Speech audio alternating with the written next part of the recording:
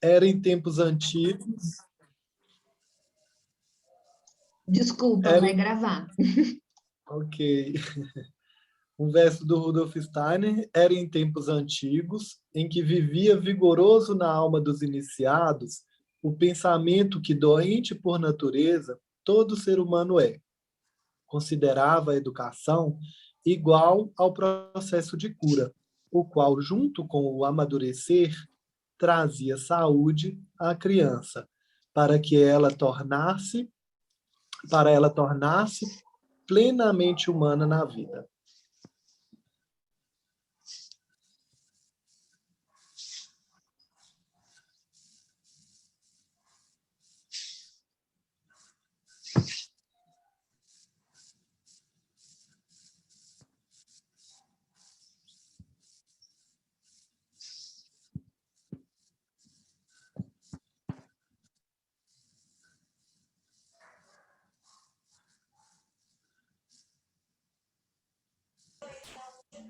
Dora, seu microfone está fechado.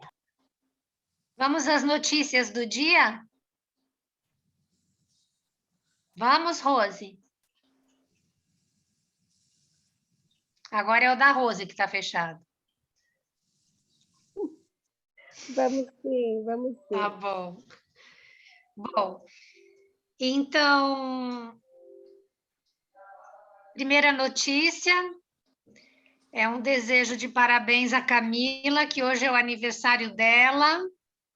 Me contaram que hoje é o aniversário. Cadê a Camila? Estou aqui. Olá, parabéns, Camila. Obrigada. Melhor para você, viu? Estou tão feliz de estar reunida com vocês hoje, nesse dia tão especial. Pois é. Muito Imagina obrigada. a gente que vai comemorar o seu aniversário junto, né? Só falta o bolo, né, Camila? Então, acabei de ganhar um bolo que a minha Opa! mãe me trouxe. Delícia. Ela veio me trazer um bolo. Eu entrei atrasadinha até porque eu estava atendendo ela. Que amor. Muito bom. Então, saboreie seu bolo, tá? Pensa que a gente está morrendo de vontade. Obrigada, minhas queridas. Obrigada. Bom, a segunda notícia é que nós teremos, do dia 4 ao dia 6 de novembro, um simpósio, que é o segundo simpósio da Faculdade Rudolf Steiner, da qual essa linha 5 é filha, né? E o tema desse simpósio vai ser Educação e Meio Ambiente. Não tem um nome mais bonito que eu vou ler para vocês, olha. É assim: na dança de roda da natureza, múltiplos olhares para o homem em seu meio. Esse é o tema do congresso, do simpósio, né? Dora, você pode repetir a data? Posso. Você disse novembro, no e-mail acho que está... 4 a 6 de novembro. No e-mail foi 28 a 30 de outubro. Para você ver que o projeto ainda está nascendo, e aí algumas alterações foram feitas, né? Então, assim, uma coisa que a gente acha que não vai alterar é o tema, né? Que é essa questão da educação e do meio ambiente, porque a nossa ideia é lançar, já está aí número 3, que tem essa chamada no evento, tá? Agora, alguma coisa talvez que eu fale aqui, pode ser que mude, mas de alguma maneira o que eu quero trazer é a notícia de que a gente vai ter um evento e esse evento nos envolve de alguma maneira, porque a gente vai propor um grupo de trabalho, né? A Rose e eu, nós vamos organizar uma pequena ementa, que é justamente o objetivo desse grupo, e aí cada um pode submeter o resumo de uma pesquisa. Nós temos 4 grupos que estão trabalhando aqui, né? Então, no mínimo, a gente tem 4 submissões, o que já significa que a gente tem uma mesa de discussões, porque cada mesa são 4 pessoas, né? Então, para vocês irem se preparando para isso, por isso que eu estou trazendo a notícia, ainda tudo isso vai ser divulgado. Eu estou trazendo a notícia quentinha do forno, em gestação, na verdade, né? O bebê nem nasceu ainda, eu já estou trazendo aqui o nome, né? Então, só para saber que isso vai acontecer, tá? Então, os grupos vão se preparando. Hoje, no final do nosso encontro, eu vou dar umas diretrizes, umas orientações para vocês encaminharem a pesquisa. E aí, vocês poderão, então, participar. Também pode participar como ouvinte, também pode submeter o trabalho para outros grupos de trabalho, tá? Não é obrigatoriamente esse. Mas, enfim, uma participação é bem importante do grupo. As notícias, então, são essas, por enquanto. Tem mais, mas a gente deixa para o final, né, Dora? É. Uma novidade boa de cada vez. Repete a primeira, por favor. Boa noite, pessoal. A primeira notícia, porque eu... É o aniversário da Camila. Ah, tá bom. Parabéns. E a Dora, segunda é um simpósio. você poderia repetir o nome do simpósio, por favor? Boa noite a todos. Você achou bonito, né? Eu vou colocar no chat aqui. Obrigada, Dora. Pode seguir, Rose. Então, agora a gente vai dar continuidade ao nosso estudo, né? Vamos fazer rapidamente uma retrospectiva. Então, para quem está chegando, não sei se tem mais alguém chegando hoje, a Sueli. E mais alguém está chegando hoje? Acho que não, né? Então, nós estamos estudando a prática pedagógica. Nossa temática é o desenvolvimento das linguagens na formação das crianças. E a gente tem feito leitura de pequenos trechos e reflexões, trocas, né? Então, vamos lá, minha gente. Onde foi que nós paramos? Peguem aí os textos de vocês.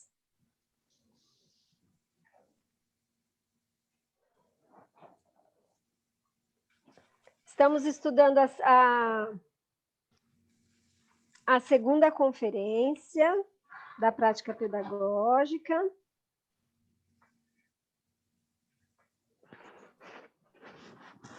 Quem pode nos ajudar?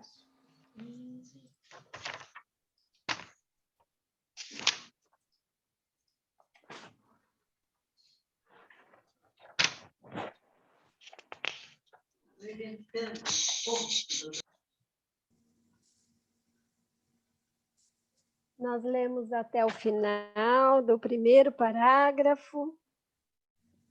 No meu, que é uma edição antiga, da página 38.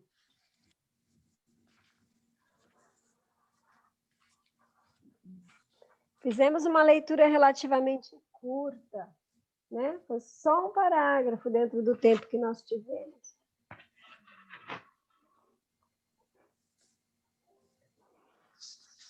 O parágrafo começa, então, e assim algo digno de nota se insere no desenvolvimento do ser humano. Começa assim, e ele se encerra com a relação que o homem conquista com o mundo exterior ao aprender a falar. Esse foi o que a gente leu, né, Rose? Foi, eu estou dando Isso início mesmo. no final do parágrafo, e agora talvez a gente possa depreender aqui o que foi que nós trouxemos, o que foi que nós conversamos.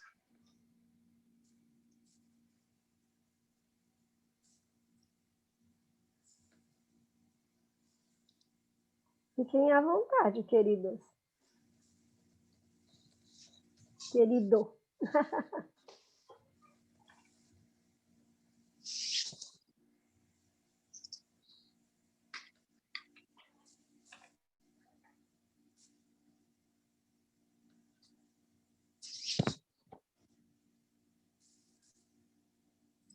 Bom, então vamos tentar ir por um outro caminho.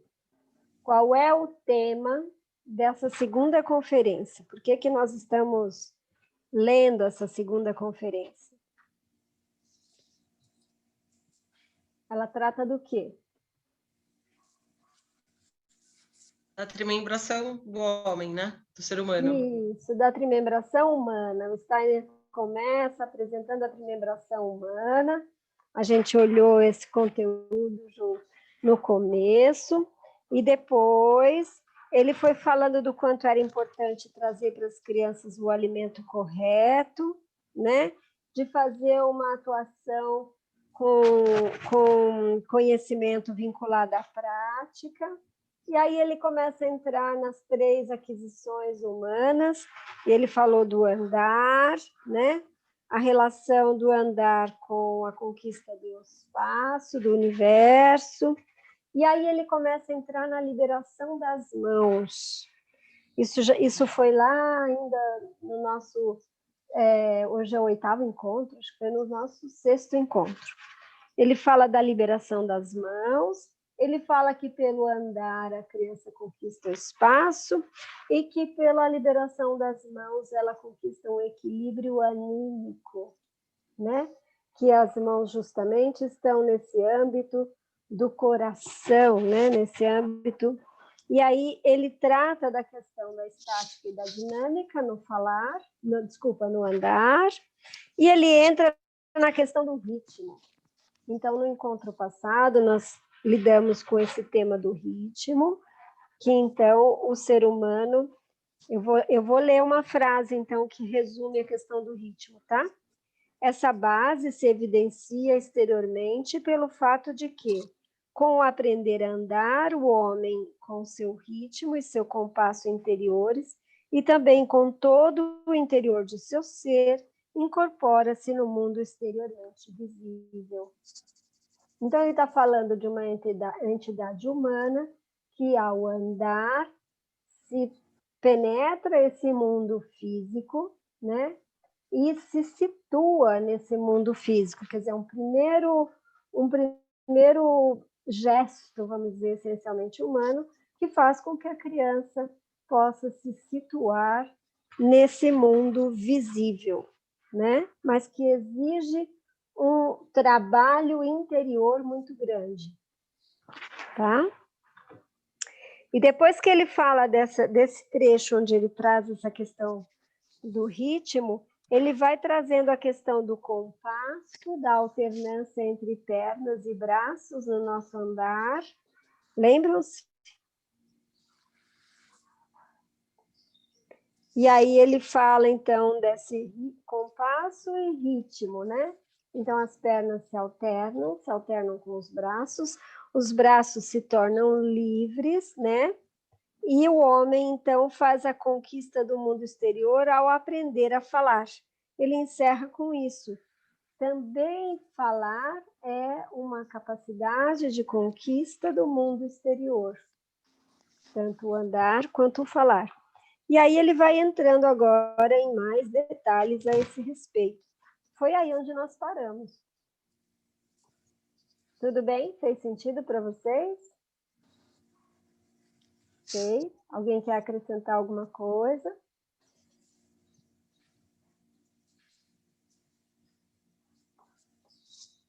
Não?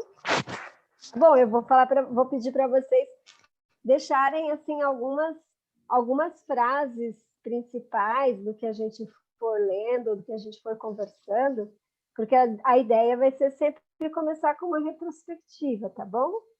Então, deixem as ideias centrais. Acho que isso ajuda para a gente também fazer um resgate, porque a gente fica um mês sem se ver, e agora a gente ainda tem o mês de julho, né? Então, façam as anotações hoje, porque a gente vai, em agosto, retomar, tá bom? E quem poderia fazer a leitura para nós? Oi, quem chamou? Eu me perdi onde vocês pararam no último encontro, estava procurando aqui no... Então, na minha versão, que é antiga, na minha edição antiga, a frase justamente é essa, que é a relação que o homem conquista com o mundo exterior ao aprender a falar. É o 9º parágrafo. Está no primeiro... Ah, vocês numeraram o parágrafo? Joia. Mais fácil, né?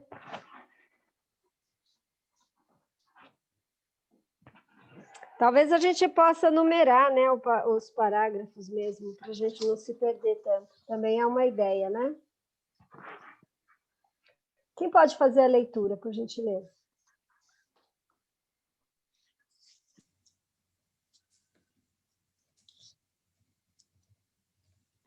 Eu posso. Obrigada, Lissa. Comecem visualizando. Você achou aí? Uhum. Obrigada. Visualizando bem toda essa conexão, vendo como, no processo da formação de frases, as pernas atuam de baixo para cima, para dentro do falar, e como no processo da formação de fonemas, portanto, no sentir interior da estrutura da sentença, penetram os conteúdos das palavras, temos nisso uma cópia de como a característica, compasso, ritmo do movimento das pernas atua sobre a característica temático interior dos movimentos dos braços e das mãos. Se uma criança tem, pois, um modo próprio de andar acentuadamente espigado, se não chega a relaxar quando caminha, costumando andar com vigor, temos aí uma base corpórea que, evidentemente, como veremos mais tarde, já provém do espírito, mas se apresenta como base corpórea, a base para uma correta separação também no falar. Assim sendo, com o movimento das pernas, a criança aprende a formar frases corretas. Os senhores verão que quando uma criança caminha desleixadamente, ela tampouco mantém os intervalos corretos entre uma frase e outra. Tudo na frase se confunde. E se uma criança não aprende a fazer movimentos harmoniosos com os braços, sua fala é crocitante e não soa bem. Se tampouco conseguirmos fazer com que a criança sinta a vida em seus dedos, ela não terá um sentido para a modulação da fala. Continua? Não, né? Deixa eu ver aqui o próximo parágrafo. Acho que pode ir mais um pouquinho. Mas esse próximo parágrafo. Tudo isso se relaciona com a época em que a criança aprende a andar e a falar. Nisso, porém, os senhores ainda verão outra coisa. Verão como, na vida, muitas coisas se misturam, como algumas coisas surgem mais tarde do que deveriam, conforme sua conexão interior. Partindo dessa conexão interior, os senhores verão que quando dela provém uma proporção correta no homem, o aprender a andar vem primeiro, e, se possível, deveríamos tentar impedir que a criança aprenda a falar antes de aprender a andar. O aprender a falar deve desenvolver-se de maneira ordenada, com base no aprender a andar, a movimentar os braços. Caso contrário, a fala da criança não será uma atividade fundamentada no homem todo, e sim uma atividade balbuciante.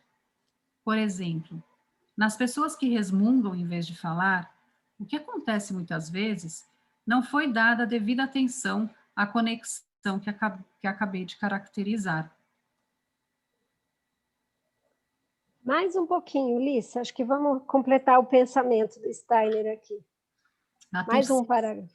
Tá. A terceira coisa que a criança tem de aprender e que se fundamenta no andar e no falar é o pensar, que está se tornando cada vez mais consciente, mas precisa realmente vir por último.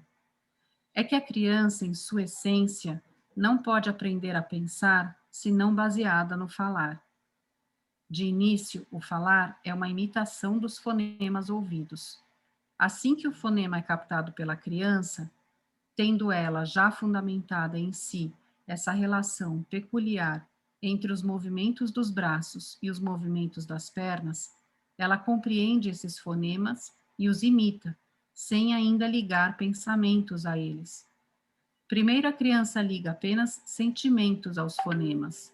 O pensar que aparece depois tende a desenvolver-se a partir da fala. Portanto, a sequência correta que devemos observar na criança em crescimento é aprender a andar, aprender a falar, aprender a pensar. Joia, obrigada, Liz. De nada. Vamos lá refletir um pouquinho sobre tudo isso?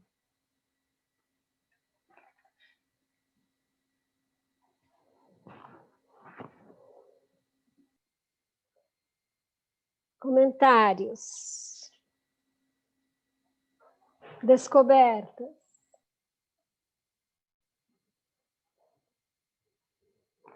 Esse assunto já era comum para todo mundo já tinha se acercado dele, como é que é? Para quem é novo?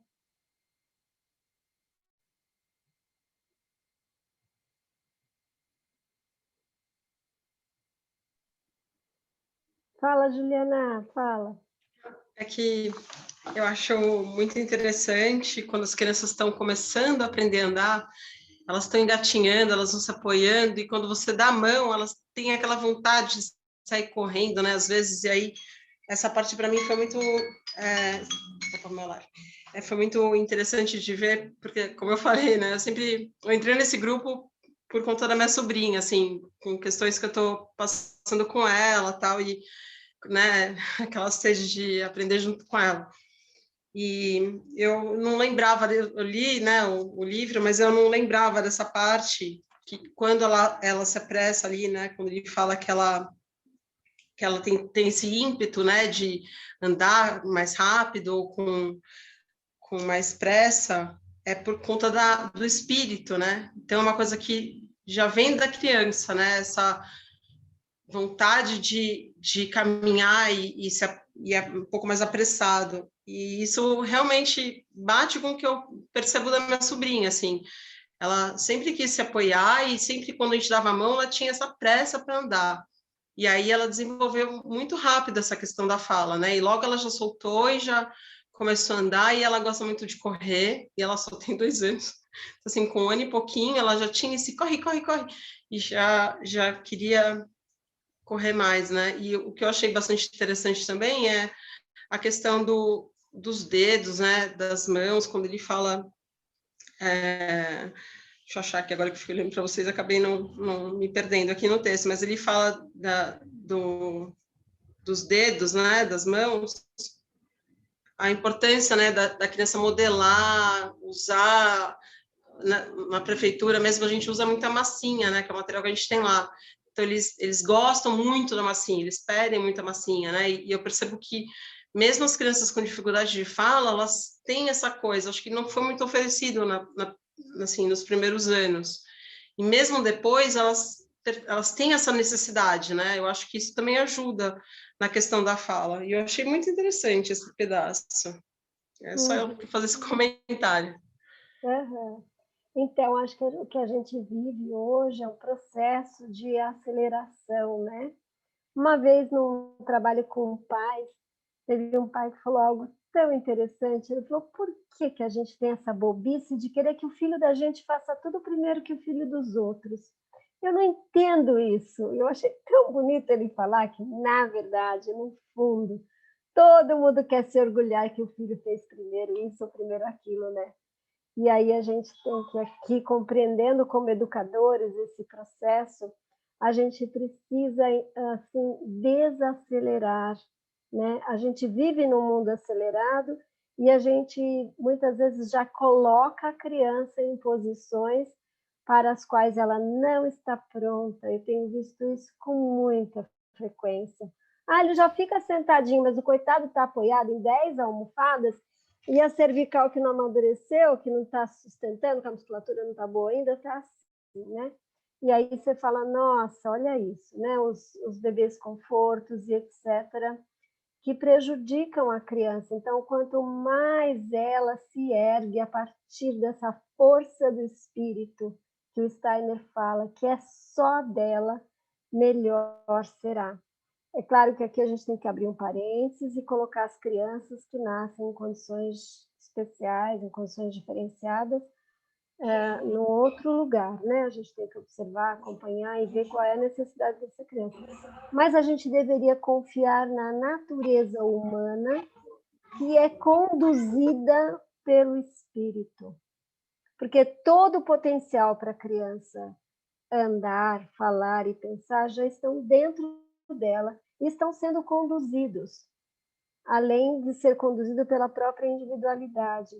E que isso vai acontecer de qualquer forma, só que a gente precisa dar o tempo da criança ter iniciativa. Isso a gente cada vez menos tem feito, a gente quer ajudar, a gente quer acelerar. Em relação às mãos, Juliana, é muito interessante isso que você fala. Então, todo esse processo também da aquisição do andar, falar e pensar, como Steiner falou aqui, está baseado na capacidade da criança de aprender o que é o mundo nos primeiros 7 anos de vida por meio da imitação. Tudo bem? Vocês estão me ouvindo? Ah, parece que falhou aqui para mim, não sei. E as mãos que cuidam, o gesto pausado, com respiração de quem cuida, é a primeira possibilidade de imitar que a criança tem, ainda muito pequena. Então, se as mãos que estão diante dela fazem tudo atabalhoadamente, apressadamente, né? A criança também vai ter dificuldade de acompanhar esse movimento. E claro que depois, então, o Steiner, na hora de fazer os estudos da pedagogia Waldorf, ele associou o trabalho do andar e das mãos à aquisição da fala, né? Mas é esse trabalho que a gente sabe hoje, então, que ativa áreas cerebrais que levam à cognição, né? Eles acordam gradativamente áreas do córtex cerebral. Por isso que a criança, então, vai fazendo essa aquisição. O que a ciência não traz é que, por trás de tudo isso, tem a ação dessa individualidade, dessa essência espiritual. Bom, mas já falei muito, quero ouvir vocês. Temos tempinho ainda, né, Dora? Rosa, eu tenho uma pergunta. Diga, Alissa, se eu souber responder. Tá bom, eu espero. Eu Não, espero? Não, é que faltam 5 minutos. A Dora estava fazendo assim de 5. Não, porque quando ele fala assim dessa questão dos dedos, eu tinha entendido que tinha a ver com o tato, sabe? Com o sentido do tato, como se isso fosse relevante. Mas é também, Lícia. Completa a sua fala. Não, porque quando você falou dos gestos, como se fosse do educador, né? Sim. Assim, você levou para esse lado, e aí eu me perguntei, eu não sei se eu tinha entendido errado, é só uma pergunta. Não entendeu errado, não, porque a gente tem essa grande quantidade de terminações nervosas nas pontas dos dedos, né? E toda vez que a gente toca o mundo, a gente percebe o mundo e aprende o mundo a partir desse toque. E essa impressão sensorial gerada pelo toque, né? Que é recebido pela pele, como órgão do sentido do tato, vai, de fato, levar essas impressões sensoriais para o sistema neurológico e vai ativar também a questão da fala. Por isso que no desenvolvimento de linguagem, na educação infantil, na pedagogia Waldorf, a gente trabalha tanto com brincadeiras de dedo, com todos os fazeres do cotidiano. Quer dizer, também olhando para esse processo da continuidade do desenvolvimento, porque a criança adquire o falar, mas ela vai aprimorar isso ainda, né? Ela adquire o andar, mas ela vai aprimorar ao longo da biografia dela todas essas capacidades que vão cada vez mais, no primeiro setênio como um todo, no segundo setênio, no terceiro setênio, ganhando novas nuances, né? Então, isso que você está trazendo, que é a impressão sensorial e o que a impressão sensorial toca a partir do processo de desenvolvimento e a imagem que se forma para a criança de mundo é justamente também esse desenvolvimento do que ela precisa de contato com o mundo exterior, né? De reconhecimento do mundo exterior, para que ela possa construir o próprio mundo interior, né? Então, acho que as duas coisas são válidas, né, Alissa? O tocar o mundo, porque a criança também vai experimentando, também vai tocando, né? O bebezinho, quando ele começa a trazer direcionamento para o gesto dele, quando deixa de ser aquele gesto automático, ele começa a trazer direcionamento, ele vai tocar, e ele muitas vezes procura a face da mãe, né? Então, um toque anterior, que era pegar uma coisa meio sem querer, que o bebê faz, vocês já observaram, passa a ser um toque intencional, e ele vai tatear o mundo, a tentativa dele de pegar, né, vai sendo cada vez maior. E na relação do falar, é que as mãos ficam liberadas, né, também. E nesse liberar das mãos, ele tateia e reconhece o mundo e ativa também essas áreas de desenvolvimento de linguagem. E para a gente fechar, né, Dora, o que tem de importante aqui também é isso, é que o andar é a base para o falar. E o falar é a base para o pensar. Então, que um gesta o outro, né? O Kalkönig traz isso também detalhadamente nos primeiros 3 anos da criança. Agora eu esqueci se o nome do livro é esse mesmo, mas é os 3 primeiros anos, não é? Acho que é. A gente pode colocar aqui depois. Muito bem, paramos no... Parágrafo 11. Não, nós lemos... Vamos para o 12 agora. Nós lemos o 12. Não foi? Não? Não. Fiz conta errada? 10, 11, 12. Uai. Ah, tá bom, é porque eu comecei aqui... Já sei o que eu fiz. Então, vamos para o 12.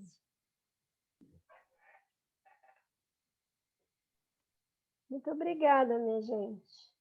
A gente podia dar uma tarefa que até agosto a gente já lesse até o final desse capítulo, né? Só para ter uma ideia do todo e depois voltasse nos pedacinhos. O que você acha, Sueli? Sueli. Aí, Sueli, já vai opinando, Sueli. Eu gosto da ideia. Muda, tá muda.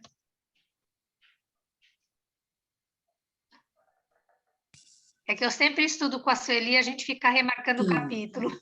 E é muito bom a gente ter uma visão global do capítulo, mesmo que a gente não entenda, né? A gente vai até o fim, porque aí a gente tem, assim, o que ele está desenvolvendo. E aí, quando a gente começa a dividir, aí a gente divide em pedacinhos e vamos esmiuçar cada parágrafo, né? Eu acho que anda bem melhor, porque a gente não está no escuro, a gente tem noção da floresta, que é o Steiner, que a gente tem que atravessar, né? Que é um caminho difícil, né?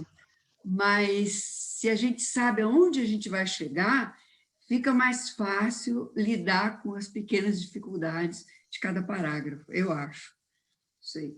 Então, Rose, o que você acha? Acho ótimo. Vocês topam, gente? Leitura Vocês topam? de férias? Ler nas férias? Vamos, então tá bom. Vamos Dia 17 de agosto, então. 2 meses, ó, praticamente. É. Vai lendo, grifando, anotando, conversando com o livro, conversando com o Steiner, concordando, discordando, palpitando. Boa noite, tudo bom? A Vivian, é a primeira vez aqui no grupo, as outras eu não pude comparecer. E assim, a minha pergunta é saber a respeito, a ciência espiritualista do Steiner, ele está relacionado ao fato da consciência humana, é isso? Pelo que eu entendo, né? Assim, vocês falaram do andar, do tato, são as sensações que o ser humano vai adquirindo ao longo do seu desenvolvimento, e isso ajuda no processo cognitivo, né? E aí eu queria saber se isso relaciona-se com sua consciência, com a consciência do ser humano. Sim, é um acordar gradativamente da consciência, um acordar gradativo da consciência. E, na verdade, essa consciência é uma conquista, do ser humano. Agora, a sua pergunta pode ter muitos outros desdobramentos, Vivian, que acho que a gente não vai conseguir responder agora, mas que o próprio capítulo responde de alguma forma, o início do capítulo. Então, em primeiro lugar, seja bem-vinda. Obrigada. E aí eu acho que a gente pode anotar a sua pergunta para a próxima vez e trabalhar um pouco mais detalhadamente nela, tá bom? Tá bom, agradeço. Ok. Vivian, você tem o material, né? O livro. Não, mas eu adquiro ele, eu não sei qual é o Olha, livro. a gente tem um PDF que está no grupo. Opa! Se alguém puder reproduzir aí no dia de hoje, colocar de novo o PDF, vai ajudar quem chegou depois, né? Tá bom? Tá bom, já resolve tudo. Tá, e agora a gente vai para um segundo momento. Doutora, Oi. só para ficar claro, a leitura. Aqui, para mim, aparece até o parágrafo 26. É até ele que a gente vai ler? Até o fim do capítulo. Eu não contei agora o parágrafo 26. Eu não contei os parágrafos também, Kátia. É o capítulo 2 inteiro, na verdade. Capítulo 2. Isso. O PDF, acho que lá colocaram só o capítulo 2, então é todo. Então é todo, isso. Pronto. Então, agora vamos para o segundo momento, né? Que é justamente o grupo, o quarto grupo, e quem está chegando hoje também pode se aclimatando com esse trabalho em grupo e escolhendo um grupo para trabalhar, aquele que mais deseja, né? Só para lembrar quais são os grupos, então nós temos um grupo que estuda linguagem e ambiente natural e social, que a gente está chamando de grupo 1. O segundo grupo, linguagem em Pickler, Piaget, Vygotsky, Montessori e Steiner. Grupo 3, linguagem, cultura e narrativas. E agora, linguagem e neurociência. Então, esse grupo, aqui na minha listinha, tem como participantes a Fernanda, Juliana, Alissa, Januária, Fabiana, Alexandra, Luciene e Cíntia. Tô certa? Então, passo... E o Geraldo. Passo a palavra, então, para esse grupo. Faltou alguém? Sueli foi falado? Oi. Alguém quer falar? Não? Podemos passar para o grupo? Então, vamos lá, meninos. Dora, deixa eu te perguntar, a gente consegue passar a apresentação ou tem que passar para você? Porque nós fizemos algumas alterações pequeninas. Conseguem, sim. Está aqui para a Carol, pode liberar. Já está liberado. Aqui para mim ainda parece sem liberação. Eu vou liberar para todo mundo, aqui não estava. Obrigada, Carol. Então, só lembrando que tem 40 minutos de apresentação, tá? Certo.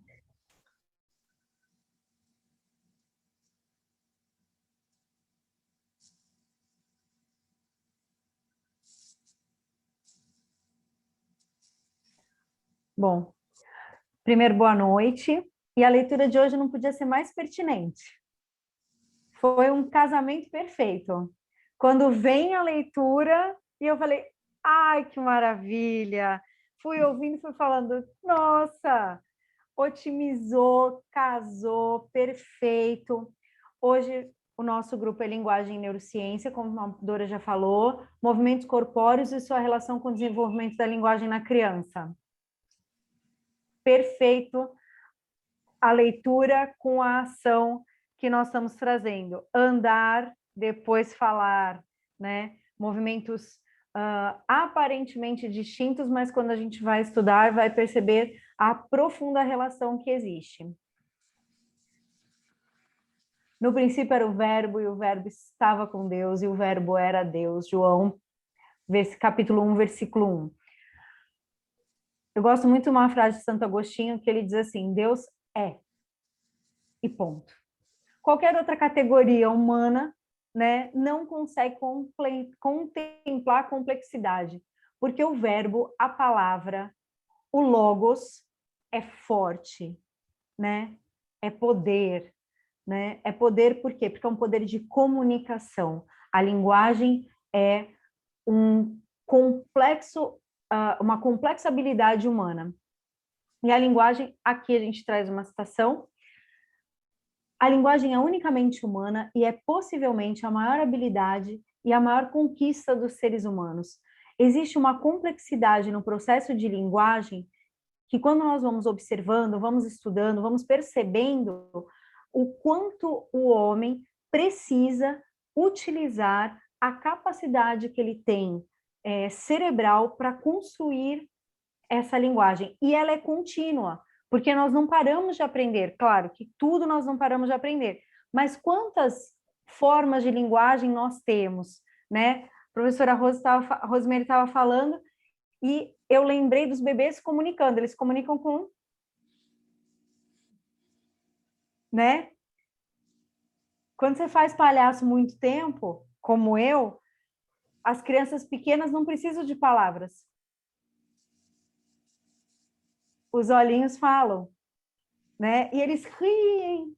E eu falo, gente, eu só pisquei. Mas eles choram de se divertir, porque é um processo de comunicação e muito real para eles.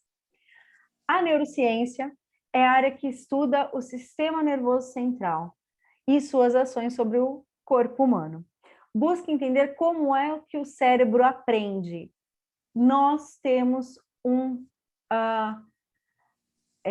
uma ferramenta que eu brinco que se o cérebro pudesse, ele teria uma vida própria, porque ele nos engana, ele brinca conosco, ele nos faz procrastinar, nos faz acelerar, ele comanda todas as coisas de acordo com os estímulos e com as propostas que nós trazemos para ele, né? E agora eu passo a palavra, deixa eu ver para quem que eu anotei. Para mim. Para você, Fê? É. Ah, tá aqui.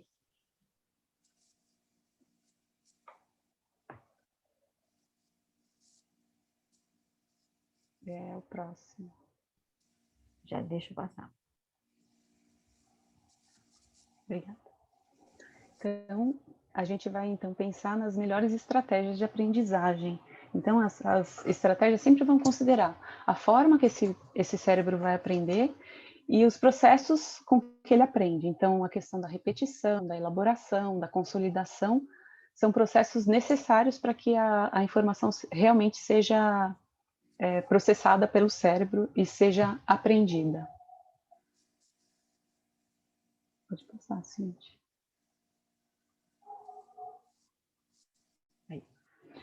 Então, a aprendizagem é um processo complexo e dinâmico que acarreta modificações estruturais no sistema nervoso central. Então, por meio dos atos motores e perceptivos, o cérebro vai, esse córtex cerebral vai aprendendo e vai dando início à cognição. O ato de aprender envolve fundamentalmente a atenção, a memória, as emoções e as funções executivas.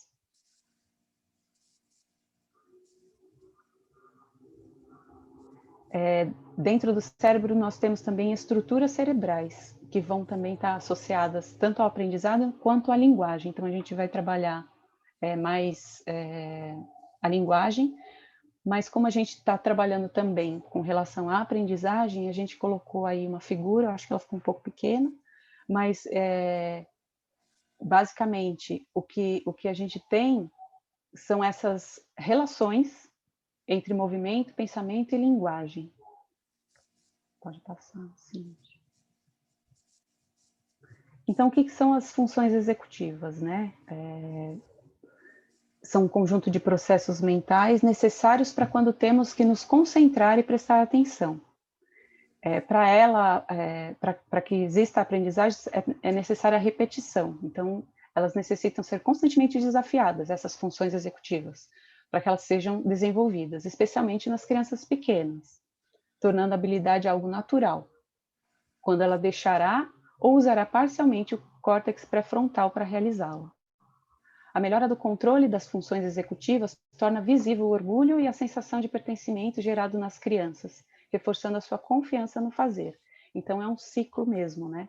A partir do momento que ela consegue fazer, ela se sente orgulhosa e sente a sensação de que dessa liberdade, desse pertencimento e dessa potência, e ela vai querer fazer de novo, e isso vai gerando cada vez mais confiança na criança. E as funções executivas são subdivididas em 3 grupos. O controle inibitório, que é realmente manter a atenção. Então, para manter a atenção, você precisa inibir o que é irrelevante, ou as suas distrações, ou algo perturbador do ambiente. Então, ela precisa ter esse controle inibitório para estar presente e atenta. Isso vai fortalecer também a disciplina e a perseverança da criança. Ela envolve também a memória de trabalho, que é o guardar a informação. Então, é esse resguardo das informações na mente e trabalhar com ela. Então, todo o raciocínio, cálculos mentais, tudo isso será possível a partir dessa memória de trabalho. Tudo que aconteceu antes vai ser relacionado com o agora. Então, ela precisa guardar o que aconteceu para poder realizar o que ela está realizando no momento. E conexões entre informações. Então, ela vai ligar algo também que ela já viu com algo presente no momento. Elaboração de planos de ação, ordenamentos mentais, raciocínio, criação. Então, tudo isso é possível pela memória de trabalho. E ela está intimamente ligada com a linguagem, seja oral. Então, quando a gente está num discurso, a criança precisa lembrar o que foi dito para estar presente, que não está mais presente agora, mas ela precisa lembrar o que foi dito antes para dar sequência a essa fala, e a fala do outro, e na escrita também, porque ela relaciona o que ela leu antes com o que ela está lendo agora. Então, tem todo esse caminho, que é um caminho temporal da memória de trabalho. E tem a questão da flexibilidade cognitiva, que é esse pensamento criativo, pensar fora da caixinha, que é a capacidade de analisar as coisas sob ângulos e perspectivas diversas. Para aprimorar essas funções executivas, a Adele Diamond dá algumas dicas, vamos dizer assim, de funções executivas que trabalham, de atividades que trabalham as 3 funções executivas. Porque trabalhar uma só, você só vai melhorar uma. Trabalhar a outra separadamente, só vai melhorar aquela separadamente. Agora, quando você tem atividades que trabalham as 3 em conjunto, vai melhorar as 3 funções, e isso é muito bom para a criança. Então, ela dá as dicas das histórias. Então, contar histórias para a criança, quando ela usa a concentração e a atenção constante para poder ouvir a história, ela vai ter que ter um controle inibitório de tudo que está acontecendo no ambiente para estar prestando atenção na história. Quando ela relaciona o que já aconteceu com o que está acontecendo, ou pode acontecer na história, ela também vai estar usando essa memória de trabalho. Então, ela lembra de como começou a história e agora o que vai acontecer. E essa imaginação também dos personagens, das cenas e de tudo que está acontecendo na história vai também agir sobre a flexibilidade cognitiva dela. O mesmo acontece nas brincadeiras sociais de faz de conta. Segundo Vygotsky, exige que a criança restrinja a atuação do personagem, tendo em mente que o papel por ela escolhido e o papel de seus colegas na brincadeira, tendo em mente o papel por ela escolhido e o papel de seus colegas na brincadeira. E se ajuste de maneira flexível em tempo real à brincadeira, na medida em que seus colegas desenvolvem cenários em direções até então não imaginadas. Então, da mesma forma, ela vai ter o controle inibitório para se manter naquele papel que ela escolheu, ela vai ter a memória de trabalho para lembrar de todo o percurso da história, para poder agir, e ela vai ter essa flexibilidade para o que o outro vai fazer também, porque o outro também vai brincar de algo, vai mudar a história de repente do nada, e ela vai ter essa flexibilidade para poder se integrar e continuar na brincadeira. Também trabalha os 3. Música, dança, circo, atividades esportivas, além de toda essa dedicação, disciplina, perseverança, desenvolvimento de autoconfiança e movimento do corpo, geram também sentimentos de alegria, de orgulho, e envolvem um trabalho em conjunto. O mesmo objetivo, estabelecendo comumente uma relação de mentoria bastante próxima com os adultos atenciosos. Então, tem essa questão do controle inibitório, tem a memória de trabalho, tem a flexibilidade, tem toda essa questão de relação e de autoconfiança e de se sentir pertencente ao grupo. Então, são atividades que vão realmente funcionar e ajudar as funções executivas. Agora eu vou passar para a Juliana.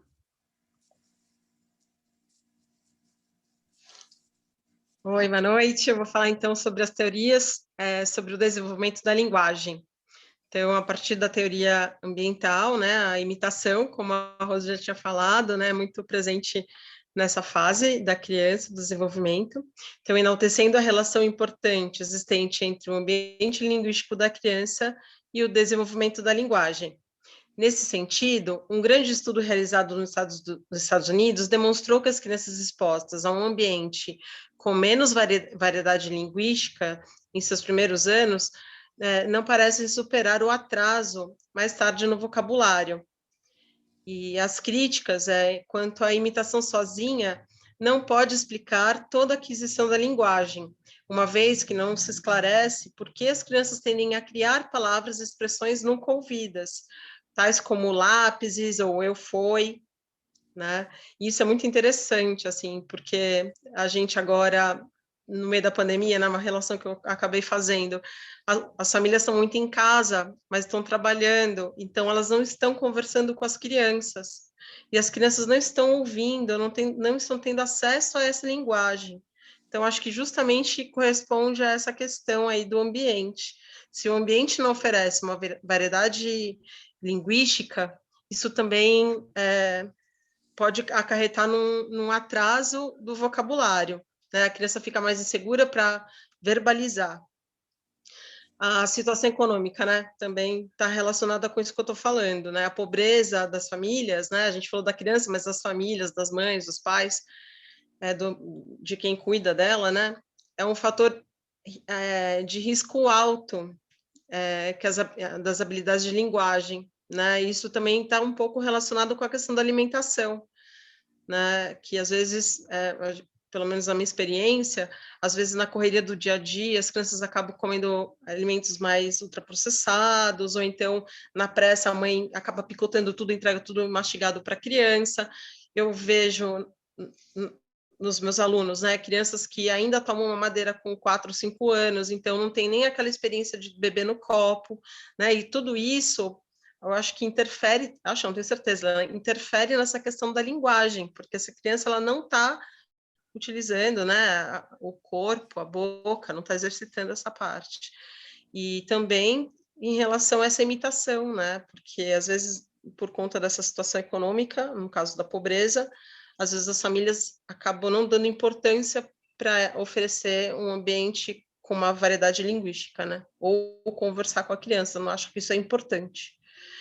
O manhês ou a fala do bebê diz respeito à qualidade da fala do adulto, que, segundo os linguistas atuais, também se mostra relevante para o desenvolvimento da linguagem. Por manhês, se subentende a fala mais simples, ou seja, frases curtas e gramaticalmente simples, com vocabulário concreto, tom mais agudo e um ritmo mais lento, com repetição, remodelação ou expansão. A qualidade dessa fala parece ser particularmente atraente para os bebês, né? E a gente vai ver um vídeo agora, que a gente achou, da Unicef, que fala justamente sobre o Bebê Talk, que a nossa amiga aí, a Cíntia, vai preparar para a gente.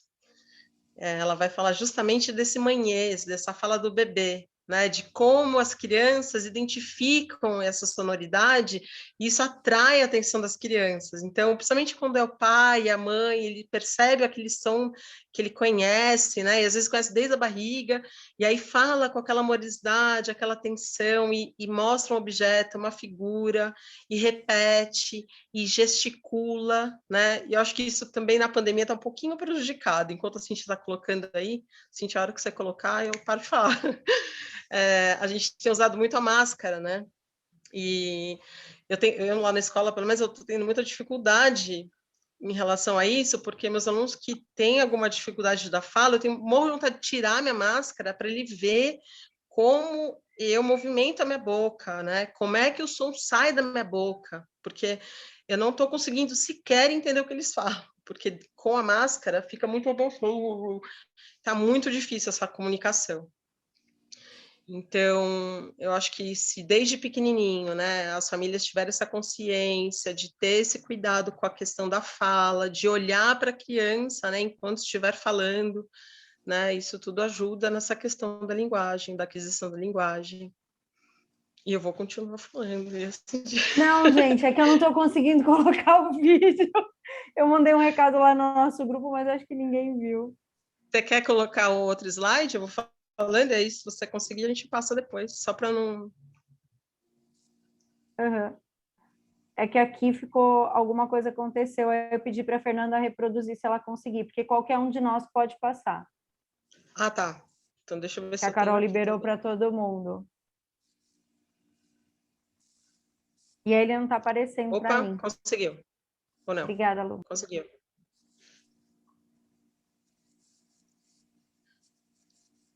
E é uma pesquisa, né? É baseado numa pesquisa esse vídeo. Eu achei muito interessante, né? Porque a gente justamente está numa pesquisa. E eu gosto muito das imagens, né? E é um exemplo que às vezes a gente nem imagina, né? E também eu acho que esse manhês, a gente ficou nessa discussão também lá, né, Fê? Que a gente ficou pensando se, de repente, essa maneira de falar não seria um estímulo a mais, uma coisa muito excessiva, mas eu acho que vale a pena assistir o vídeo, se alguém conseguir passar, senão a gente depois compartilha lá no grupo.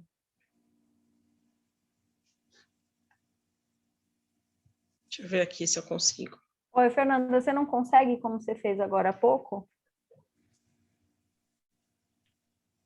Tentando achar, só um minutinho.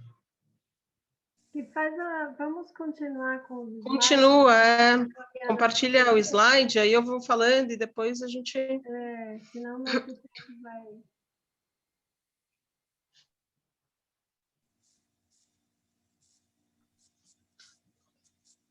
Isso. Então, tem as teorias ambientais, né, que a gente falou agora, que são muito importantes nessa aquisição da linguagem.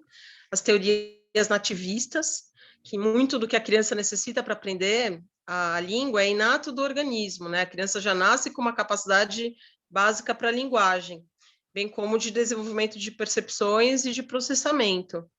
E fundamentadas nas aparentes semelhanças nos estágios do desenvolvimento da linguagem entre crianças de diferentes línguas ou culturas, né? Então, isso é inerente. As críticas. Estudos têm revelado que existem muitas outras variáveis. E sobre as teorias construtivistas. Os desenvolvimentos cognitivo e da linguagem são processos interdependentes, de forma que buscam ligações entre avanços dos dois domínios. Bom, acho que a gente pode passar, então, para o Dr. Geraldo. E o vídeo fica para uma outra hora. Ah, conseguiu! Boa, Fernanda. É um vídeo curto, viu, gente? Tem 3 minutos e 11 segundos. É bem rapidinho. Hi, my name is Dr. Marina Kalashnikova, and this is my mini parenting masterclass on baby talk. Puppy! He was perfect. I kept him. I am a researcher and I study how babies learn language. Mama is wearing Tilly's glasses. Mama is wearing Tilly's glasses. Baby talk is much more than just a silly and cute way of talking to babies. Actually, baby talk is more about how we say things. When parents or other caregivers use baby talk, they use normal language, but they make it simpler, they repeat words a lot, and they speak slower. We also exaggerate our facial expressions when we talk to a baby. So, for example, we open our mouth wider, we raise our eyebrows, and we smile a lot. So a baby can not only just hear baby talk, but they also can see it. Sometimes he gets really talkative and he won't. Parents should immerse their babies in speech. Listening to more baby talk helps babies build their own language abilities. Baby talk works like a spotlight. Babies hear a lot of sounds around them, but when they hear baby talk, they know that it's time to start listening and paying attention. And this happens for 2 reasons. First, baby talk is easier to listen to. When babies are very young, they do not understand the meanings of words, but they hear the exaggerated pitch in baby talk and they learn from it. Second, babies like listening to baby talk. They like the exaggerated melodic patterns and the positive emotions in baby talk, and this helps them to pay more attention to it compared to speech that we use with adults. Puppy. When we see a baby, most of us instinctively use baby talk, but it still doesn't come naturally to everyone. Parents should start practicing baby talk from early on, so they can learn what type of baby talk to use. The best times to practice baby talk is when you engage in daily routines with your baby. For example, when you're feeding, bathing, or playing with your baby. If you want to add a little more variety to what you say, you can also try describing pictures in books or describing your baby's favorite toys, which they will like very much. Baby talk helps babies establish a special bond and connection with their parents, which makes them feel loved, safe, and comfortable. Baby talk also stimulates babies' brains, preparing them for the difficult task of learning language. Protection and stimulation are 2 of the 3 things that are very important for early brain development. The third one is healthy eating or nutrition. Together, we call them eat, play, and love.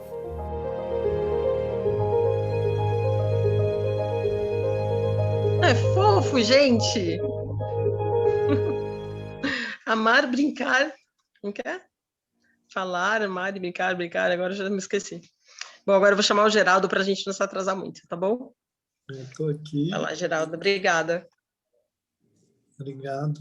Até aqui, né? Então, essa parte que ficou para eu falar, eu vou tentar ganhar um pouquinho de tempo aqui, né? E depois a gente passa os slides dessa minha parte um pouquinho mais rápida. Eu vou falar um pouco sobre esses marcos básicos do desenvolvimento, né, do cérebro, lembrando que a criança já nasce com uma grande quantidade, uma quantidade substancial, né, dos neurônios no cérebro. E aí, o que a gente vai ter a partir daí são o desenvolvimento das sinapses, né? O que é uma sinapse?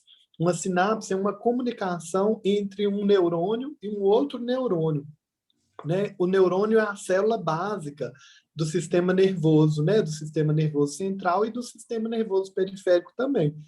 E aí esse espaço entre um neurônio e o outro é um espacinho que a gente dá o nome de sinapse. E ali vai existir uma comunicação química entre um neurônio e o outro. Dentro do neurônio, a gente tem uma transmissão elétrica de informações, né? E entre um neurônio e o outro, a gente vai ter uma transmissão química, né? Com receptores, né? Com os neurotransmissores encontrando com receptores, né? Do outro neurônio e assim vice-versa, né? E, às vezes um neurônio manda para o neurônio que mandou para ele, né? E assim vai fazendo a comunicação. Tem uma comunicação tanto, né, feedback quanto feed-forward, né? Ela é dos 2 lados. E aí essas sinapses, elas vão se desenvolvendo ao longo da vivência da criança, né? Com as vivências externas que ela vai tendo, né? Com o tato, com a audição, com a visão, com a gustação, né? O sistema áptico inteiro, né? Que envolve tato, vibração, calor, frio, né? Na pele da criança. E aí essa criança em contato com o mundo vai formar, né, vai moldar o sistema nervoso dela, né, e algumas sinapses vão ficar viáveis, vão continuar até a fase adulta, e outras vão se perdendo no caminho, porque elas não são necessárias, né, para a sobrevivência da criança. E aí a gente vai ter essa plasticidade cerebral, que é quando o cérebro da gente vai ter essa capacidade de formar novas sinapses mesmo no adulto, né? E a criança tem uma grande plasticidade cerebral, porque ela forma sinapses com uma grande facilidade. E depois, até o adulto também, né, vai continuar tendo essa capacidade tanto de produzir novas células neuroniais, né, quanto de produzir novas sinapses, né? E essas sinapses se dão por algumas estruturas de neurônios que a gente chama de espículas neuroniais, né? É como se fosse um espinhozinho assim na célula mesmo, né? E essas células, elas vão cada vez mais se tornando funcionais e aumentando a velocidade de condução quando o sistema nervoso começa a amadurecer, e aí a gente começa a ter um encapamento dos neurônios, como se fosse um fio que era antes desencapado e perde muita informação, perde muita energia, e depois esse fio vai passar a ser encapado com outra célulazinha que a gente chama de célula de Schwann ou Schwann, né? Que vai fazer essa capa de gordura, né? Encapando esse neurônio, aumentando a função, melhorando a função do neurônio, e essa mielinização vai acontecer em todo o sistema nervoso, crânio-caudal, né? O sistema nervoso ele vai amadurecer lá no cérebro, né, no centro central primeiro, e aos poucos ele vai, essa maturação, essa mielinização vai descendo pela coluna, né, cervical, torácica, lombar, e a criança vai desenvolvendo essa maturidade, podendo ficar, né, com o sistema nervoso crânio-caudalmente mais né, firme, mais desenvolvido, conduzindo essas informações de forma mais ideal possível. E depois essa criança vai ganhar a lateralização, né, do sistema nervoso dela. Algumas áreas cerebrais vão ficar mais responsáveis, né, o lado direito, o lado esquerdo do cérebro vão ficar mais responsáveis por algumas funções, né, mais específicas. E essa lateralização vai fazer com que a criança também, né, fique destra ou canhota, né, e assim ela vai desenvolver um lado preferencialmente em relação ao outro. Na escrita a gente vai ver isso de forma bem concreta, né? E a lateralização entre um hemisfério e outro, ela é comunicada por uma estrutura que a gente tem no meio do cérebro da gente, que a gente dá o nome de corpo caloso. Aí pode passar o slide. Agora, se tiver alguma coisa que eu não falei, eu vou falando. Ok, pode passar? Pode passar. Essa parte do sistema reticular ascendente é uma parte importante, né, da atenção. O sistema reticular ascendente ele é um sistema cerebral, um sistema de redes cerebrais, como se fosse um tanto de fios mesmo, né, que vão ativar o córtex cerebral e manter o grau de atenção, manter a consciência, né? Então, ela é importante, essa mielinização dessa parte, por causa dessa função atencional mesmo, de manter a atenção, né? Pode passar?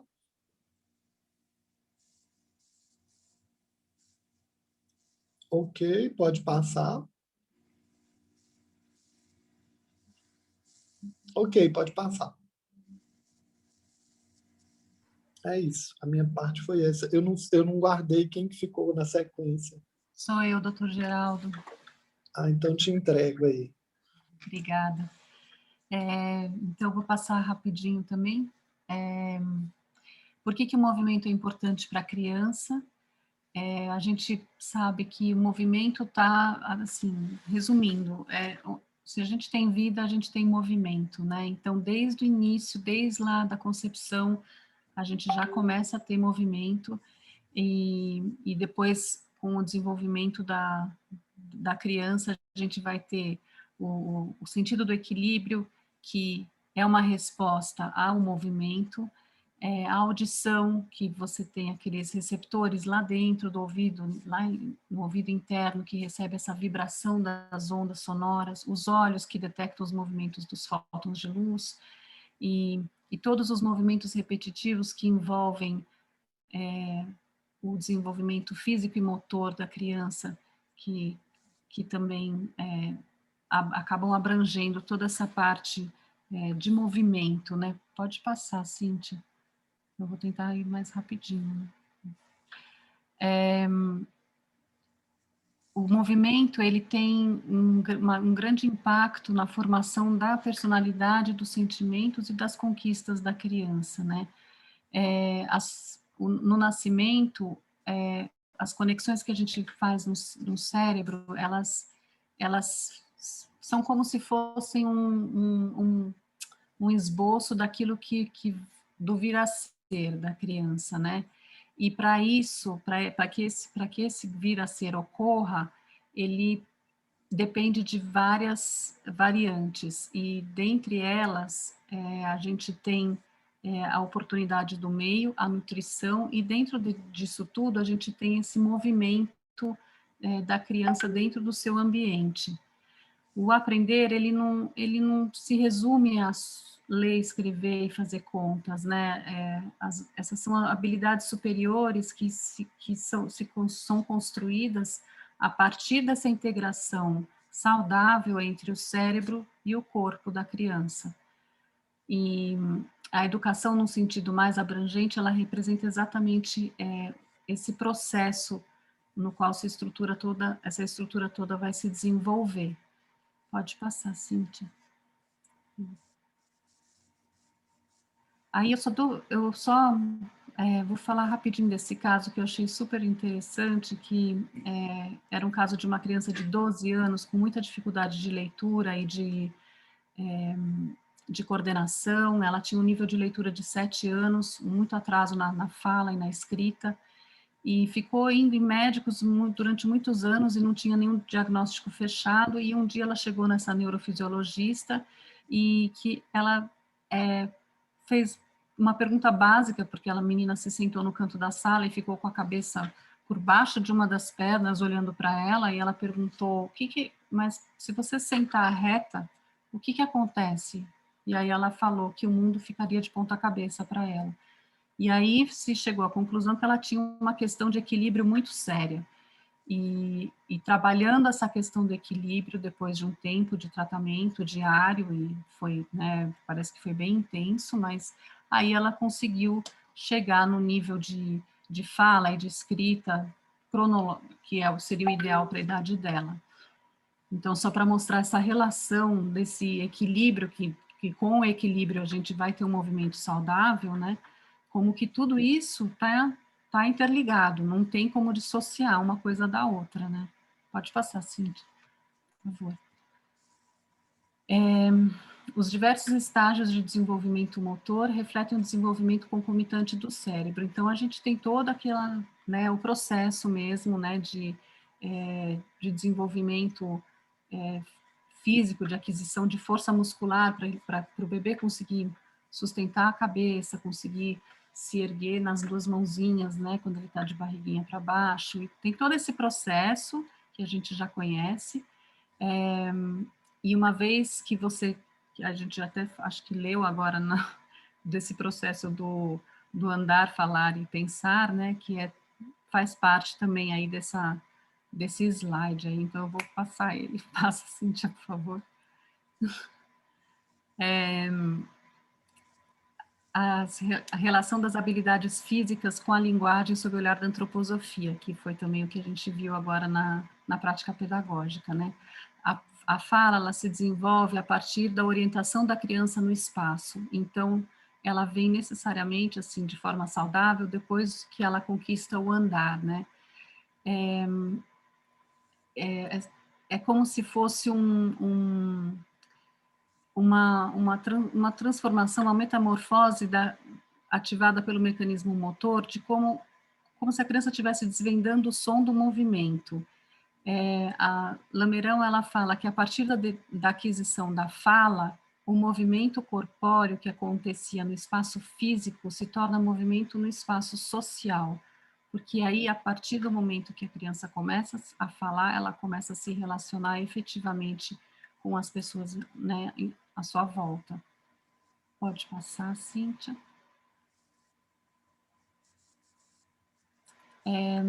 Então, todo esse desenvolvimento corpóreo, ele acontece primordialmente no primeiro setênio, quando a criança se apropria do seu corpo físico por meio de atividade corporal e sensória.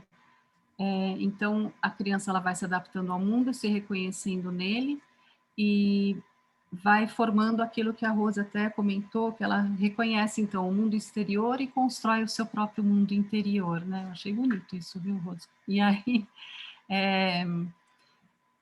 diante disso, é muito, muito importante que a gente que a gente cuide bastante do ambiente físico em torno da criança. Esse ambiente precisa ser o mais saudável possível, com bastante estímulo saudável, não excessivo, né? A gente tem que cuidar dessa parte também. Agora eu vou passar a palavra para a Luciene, né? Isso, sou eu agora, que vou falar um pouquinho do que vai acontecer caso essa criança não teve lá, quando ela era recém-nascida, um estímulo, caso que esse ambiente não proporcionasse para ela um estímulo adequado. Então, lá, os reflexos, o controle dos reflexos neonatais, ele tem uma relação direta com o desenvolvimento intelectual, e o mau desenvolvimento neuromotor acarreta a imaturidade no funcionamento do sistema. Peraí que deu um branco. Está vendo outro? Nervoso central, no sistema nervoso central. Então, hoje, quando a gente vê criança com uma imaturidade neuromotora, a gente pode dizer que ela também, isso se dá referente aos sentidos, que é o equilíbrio, a coordenação e a percepção visual. E também pode repercutir essa dificuldade da criança no seu comportamento, porque afeta o emocional da criança, a vontade dela, né? E aí o desempenho na escola, que pode gerar ansiedade crônica e uma extrema sensibilidade emocional no adulto. Pode passar. E aqui vai retomar um pouquinho de como que é esse processo lá na criança, no recém-nascido. Então, exemplos de correlação existente, o controle de alguns reflexos neonatais e as dificuldades escolares. Então, o que acontece se a criança não tem esse estímulo bem desenvolvido? E o que ela precisa nessa aquisição da leitura? O controle do movimento suave dos olhos, que influenciará no desenvolvimento da leitura, o domínio olho-mão, a coordenação óculo-manual, que influenciará no desempenho da escrita, o controle postural, o equilíbrio e a orientação espacial, e influenciarão na capacidade da criança permanecer sentada e prestar atenção. Então, olha como que é importante essa questão do movimento, do sentido, nessa aquisição da linguagem. Pode passar. E o processo, continuando o processo de aquisição das habilidades físicas. No corpo inteiro e tem início muito cedo.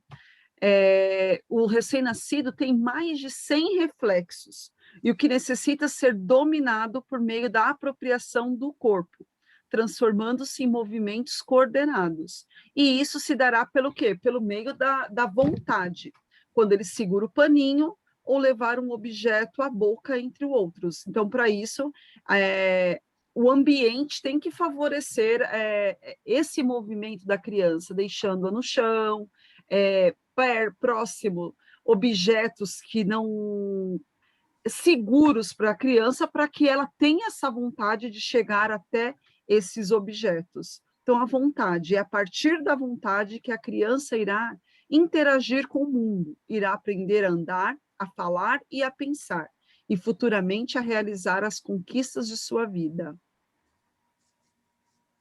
Então, o que nós queremos nos aprofundar com esse estudo da neurociência e a linguagem? Correlação entre o andar e o falar, a laringe e a linguagem, na 14ª Conferência, o Estudo Geral do Homem, o sistema vestibular e o seu impacto na linguagem, os sentidos e o seu impacto na linguagem.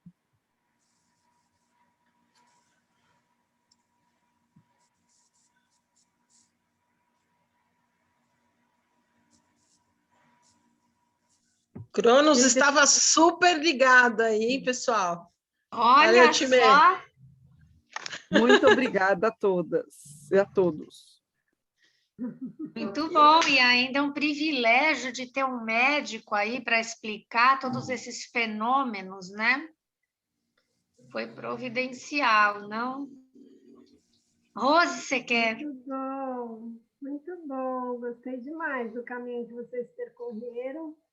Talvez eu tivesse algumas sugestões para dar em relação à ordem, mas eu acho que vocês já têm um bom caminho andado aí para o trabalho de vocês.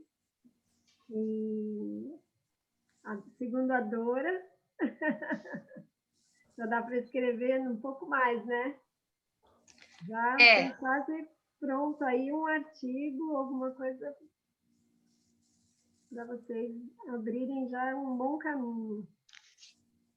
Talvez só criar um pouco mais de conexão entre as partes, né? Trazer uma coerência, fazer um fluxo, né? Justificar, fazer esse diálogo, né? Como que o Steiner trouxe a questão, então, desse desenvolvimento do sistema nervoso, o que a ciência já avançou e está trazendo mais, como eles conversam. E aí essas pesquisas que vocês trouxeram bem interessantes, que ficam essas perguntas, né? Então, fulano disse que, agora eu não vou me lembrar o nome dos autores que vocês colocaram, mas ele disse isso, mas ainda fica uma pergunta, né? Que aí são essas perguntas que a gente vê que a antroposofia vai respondendo, né? Então, talvez só criar o fio aí, mas já tem um belo trabalho pronto. Vocês estão de parabéns. Estão de parabéns. Muito bom. Com certeza temos material para o simpósio, hein, Dora? Temos muita coisa boa para esse simpósio. Então, não sei se alguém do grupo gostaria de comentar, fazer alguma pergunta, ou se a gente já vai falar um pouquinho dos próximos passos.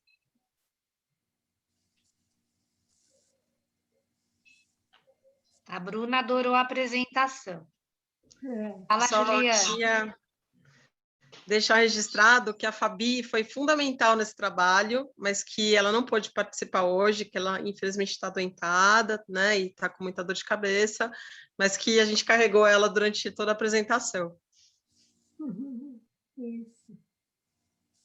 Ela me avisou também. E a Januária?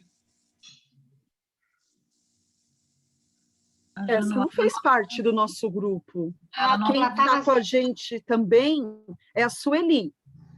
Ela também está seguindo esse percurso com a gente. A Sueli Lima? Deixa eu ver o sobrenome dela aqui. Não tem. Ela estava presa no trabalho, gente. Ela não conseguiu participar hoje. Não é a Sueli Lima, né? Não. Gomes. Sueli Gomes. Tá. Ótimo. Muito bom. Alguém mais gostaria de comentar, falar? Não? Então, é parabéns total, hein? Ninguém ficou com dúvida, tá tudo lindo. Então, vamos agora, a gente tem 10 minutinhos, né, para um pouco fechar esse movimento que a gente abriu nesse semestre e projetar um pouquinho do que faremos no próximo, né?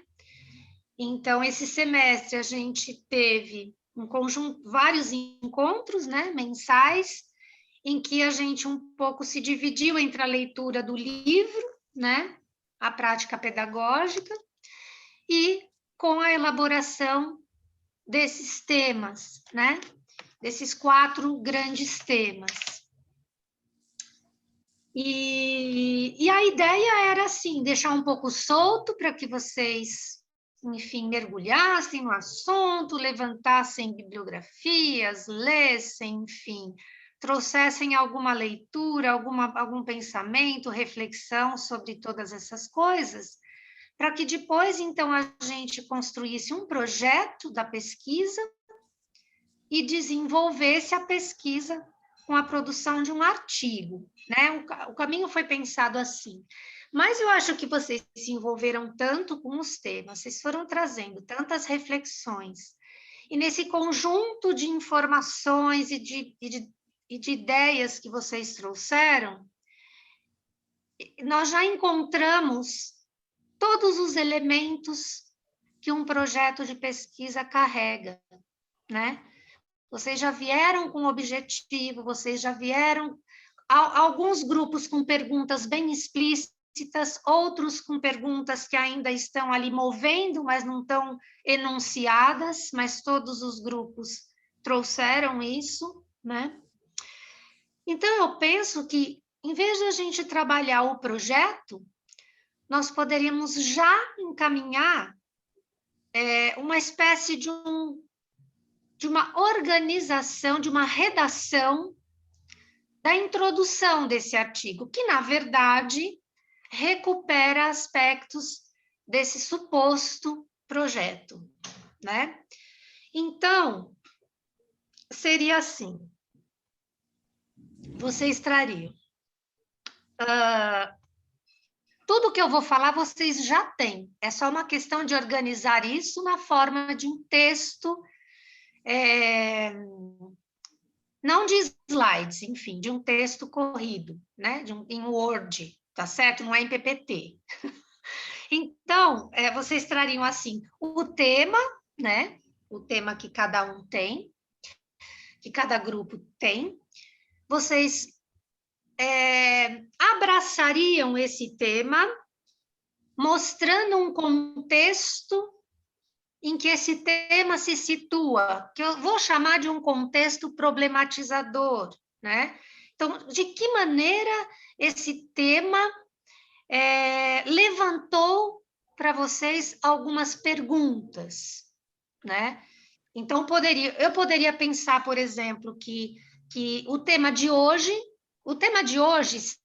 me levantou uma pergunta, a minha pergunta, que não é a de vocês, pode não ser a de vocês, com certeza não será, mas para mim, qual seria a pergunta para hoje, né? Para essa apresentação de hoje? Uma das perguntas poderia ser: como se dá o diálogo da neurociência com a pedagogia Waldorf, tendo em vista o desenvolvimento da linguagem? Poderia ser uma pergunta que problematiza a apresentação de hoje, né? Então, cada grupo vai pensar o tema, o contexto em que esse tema se insere. Esse contexto ele pode ter a ver, por exemplo, com uma inquietação, uma coisa que causa estranhamento, né? Enfim, o contexto que problematiza e a pergunta, tá? Porque sem isso, sem uma pergunta, não há por que fazer pesquisa. Por isso que eu falo, todos vocês têm perguntas, porque vocês foram para uma pesquisa. Pode estar essa pergunta explícita no material que vocês apresentaram ou implícita, né? Mas de alguma forma tem uma pergunta movendo. Então, qual seria a pergunta? Depois, nesse texto, eu estou só dando um roteiro, tá? Que depois eu posso pôr para vocês numa folhinha, aí, num slide, né? Qual seria o objetivo do trabalho de vocês, desse trabalho de pesquisa, desse artigo que vocês vão desenvolver, né? Dessa pesquisa que vocês vão fazer? O que vocês pretendem, né?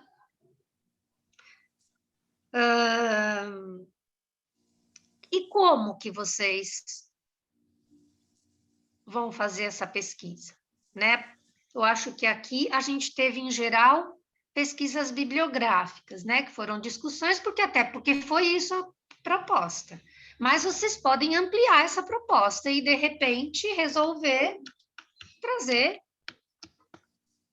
outras formas de pensar sobre o que acontece na realidade, né? Vocês podem trazer, sei lá, um estudo de caso, por exemplo, a Juliana falou da sobrinha dela, vocês podem, sei lá, alguém que está trabalhando numa escola, olhar como aquilo acontece na escola, alguém pode querer criar um processo pedagógico para uma situação, né? Então, vai mostrar ali, vai relatar a experiência, né? Uma pesquisa de campo que relata a experiência.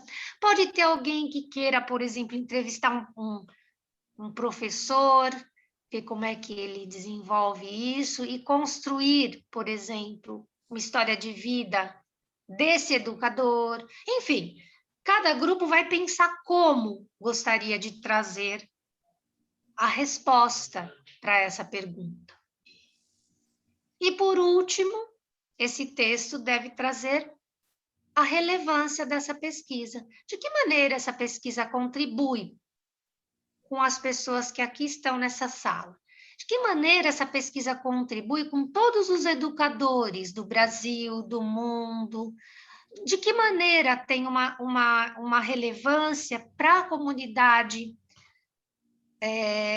Waldorf, para a comunidade acadêmica, né?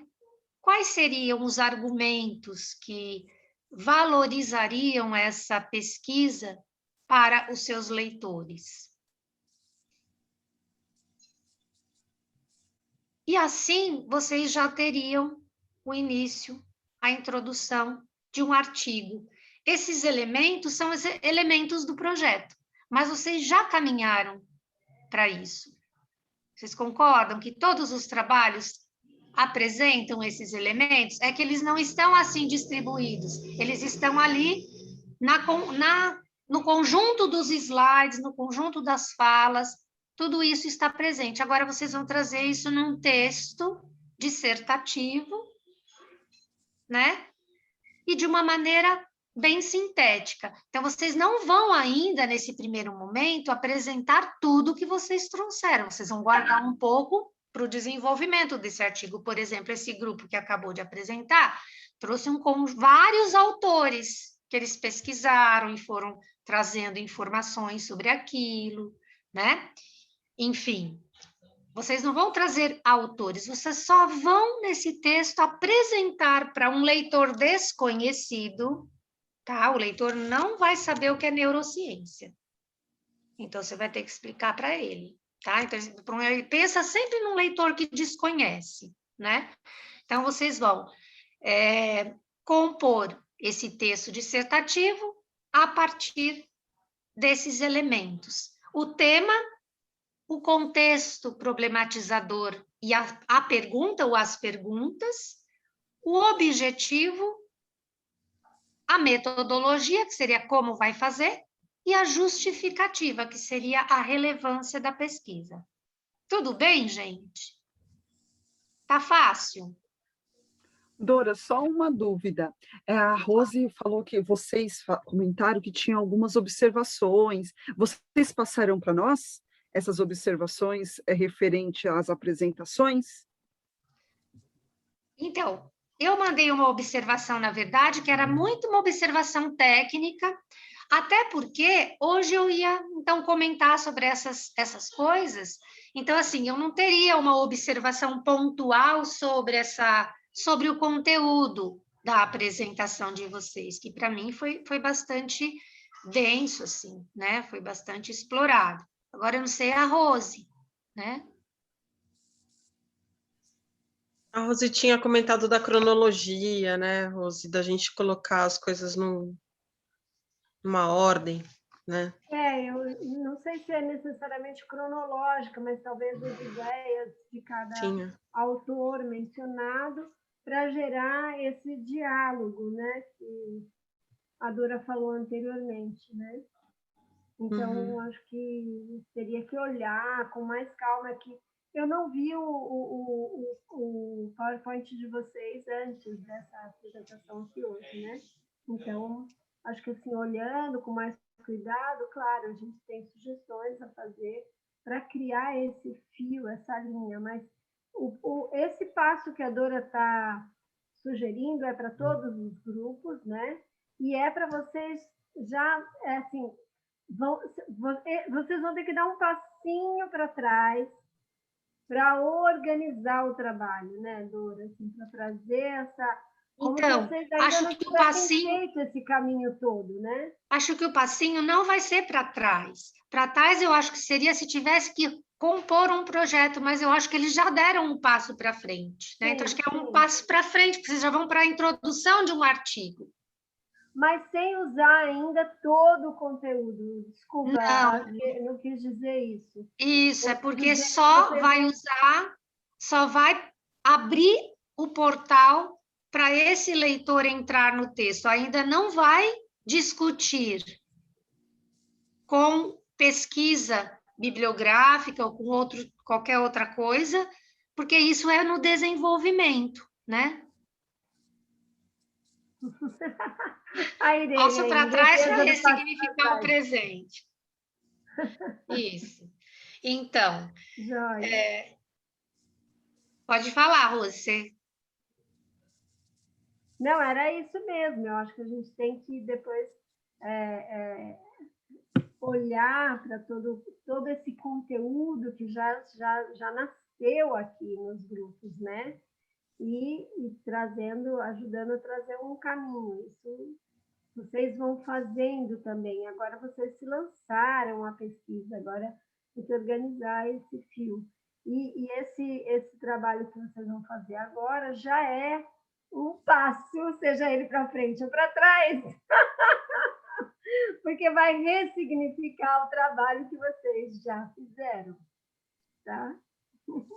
Queridas, Dora, você faz o favor, depois a gente fez algumas anotações, mas aí você passa por escrito, sim, os passos lá no grupo, para a gente ter um norte. E aí, a gente, como grupo One, aí já fica assim, e aí, o próximo...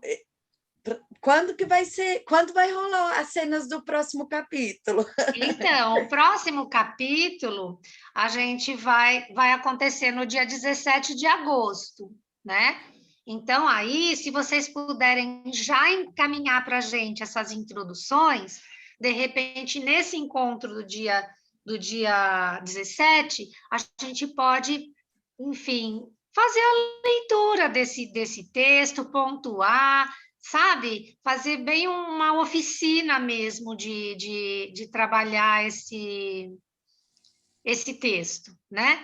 Pode falar um pouco mais sobre o contexto. Seria o contexto problematizador, Anne? É isso? Esse foi o que você se referiu, né? Isso. Então, o contexto problematizador é assim. De repente, eu resolvo estudar, sei lá, vou falar da minha pesquisa, por exemplo, sobre o sagrado, né? Por que eu quero estudar sobre o sagrado? Porque eu entendo que a gente vive uma sociedade absolutamente dessacralizada. Então, me incomoda não encontrar o sagrado nesse contexto que eu vivo. Então, eu estou contextualizando o meu tema, sabe? Alguma coisa que me levanta uma pergunta, que me dá uma inquietação, que me dá um mal-estar, é alguma coisa que eu talvez tenha uma possibilidade para aprofundar, para entender. Obrigada. Tá? É um pouco isso. Bom, então, combinamos essa introdução para o dia 17? Tem bastante tarefa. Fala, Dani. Tudo bem? Boa noite. Desculpa, eu cheguei atrasada, mas eu assisti o pessoal, foi muito bom, viu? Parabéns. Eu tenho uma dúvida, acho que completando a pergunta da Kátia, o próximo encontro, dia 17, seremos o grupo 1 que vai apresentar a introdução ou somos todos grupos? Então, acho que todos podem preparar. Todos, e aí a gente, tá. no contexto, a gente vai, na sequência dos encontros, trabalhando esses textos. Pode ser que um só suba nesse primeiro dia, pode ser que dê tempo da gente olhar 2, e aí nós vamos aos poucos fazendo isso. Tá? E aí tem mais uma tarefa, porque teve o grupo que apresentou no último encontro deu uma ideia genial, que foi trazer palestrantes. Vocês se lembram disso? E Rose e eu ficamos muito inspiradas com isso. E aí agora, pronto, já rolou que nós vamos fazer a proposta de cada grupo dentro da sua temática, convidar um palestrante. Tudo bem?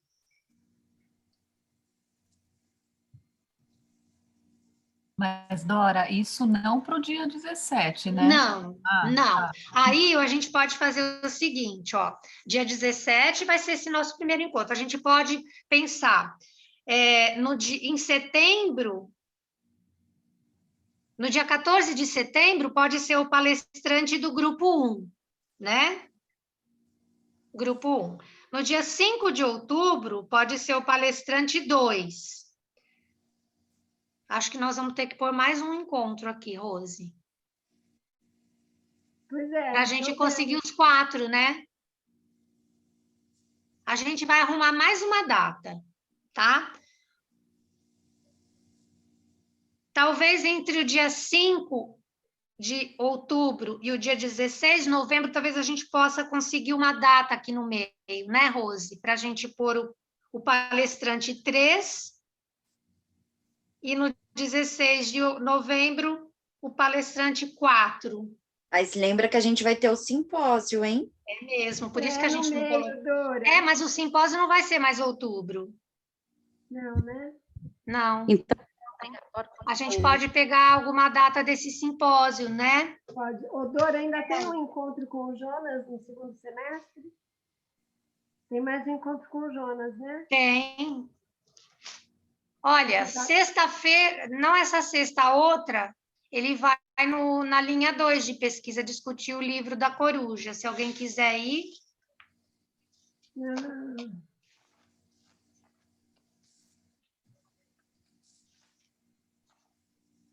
No dia 25 ele vai.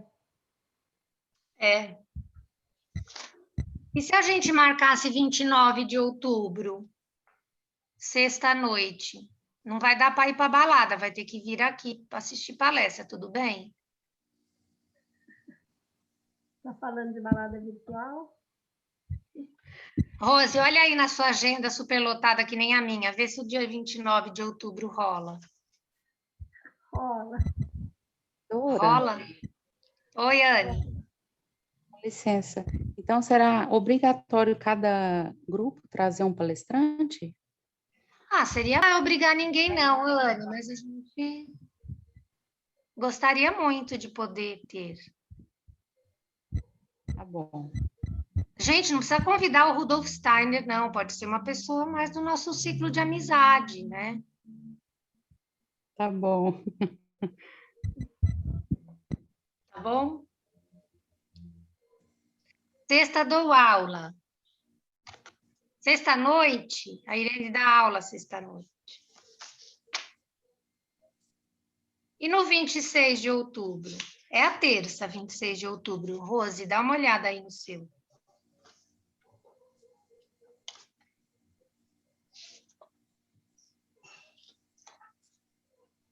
Dá? Que módulo, peraí, bagulho social, módulo de trocar. Talvez dele. É o dia da aula. Terça-noite é o dia da... É terça-noite? Né? Terça. É o dia da aula em Porto Alegre, mas acho que dá sim. Tá? Dá, então, podemos fechar para o grupo 3, 26 de outubro?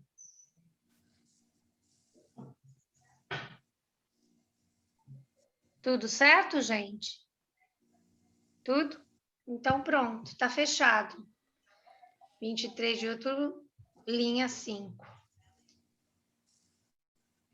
Que bom que deu certo da Irene. Não, qual ficou o grupo 4? Porque... Então, ficou assim, ó. 14 do 9, grupo 1. 5 do 10, grupo 2. 26 do 10, grupo 3. E 16 do 11, grupo 4.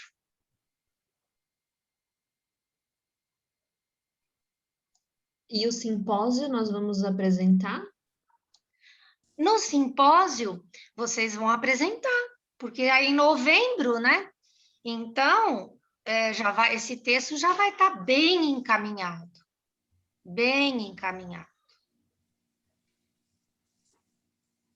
Só o que vocês apresentaram aqui já dá para apresentar no simpósio.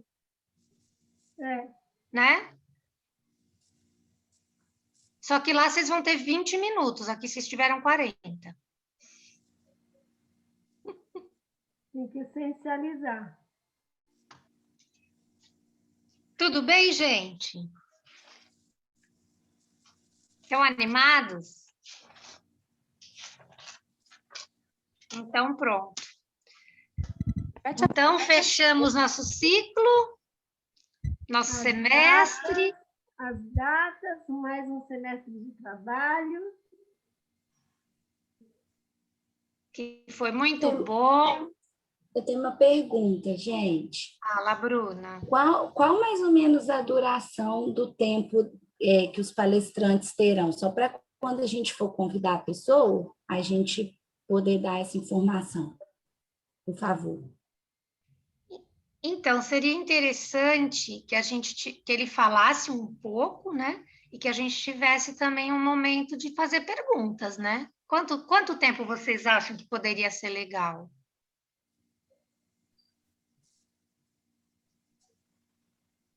Considerando que a gente tem intenção de manter o estudo, né, Dora? Sim. 40 minutos, como as apresentações? Meia hora de palestra, será que não tá bom? E 10 minutos 15 de minutos. Isso, 10, 15 minutos para pergunta. 30 minutos, mais 10 para perguntas. Acho que fica bom essa estrutura, né? Porque aí todo mundo já conversa com o palestrante.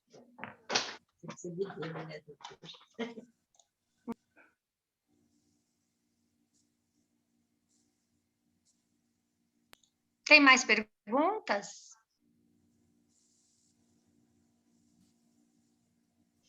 Não? Rose, você quer fechar, então, o nosso semestre? Eu queria perguntar sobre a fala do Jonas no outro do grupo. Vocês têm como mandar o link para a gente? E que livro que é que ele vai abordar? Eu falo o livro da coruja, mas é a fenomenologia. Você tem aí? Eu estou com ele lá no... Eu também, o meu está no meu quarto, mas é... Está no quarto. É porque está na cabeceira da cama, mas é um que trata da fenomenologia de Goethe. É que na próxima sexta nós vamos preparar as perguntas e na próxima sexta é 18, né? E ele vem na sexta 25, das 5 às 6 da tarde. Aí eu posso mandar o link, posso pôr no grupo o link, tá? Legal.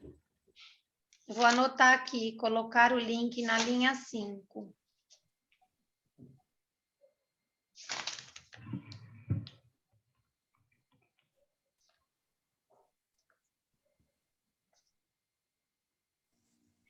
Nossa, quanta coisa. Mãe, eu estou dando aula. Ela esquece que eu estou dando aula, ela fica conversando comigo. Ela está com vontade da sua companhia.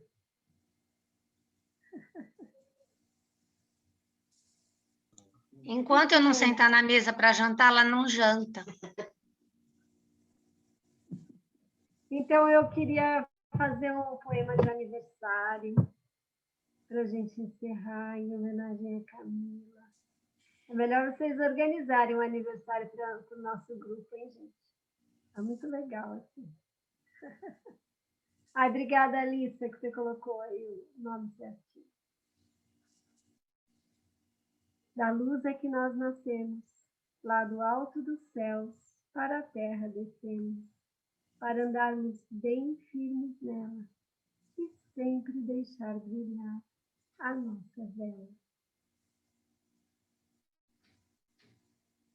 Feliz aniversário, Camila.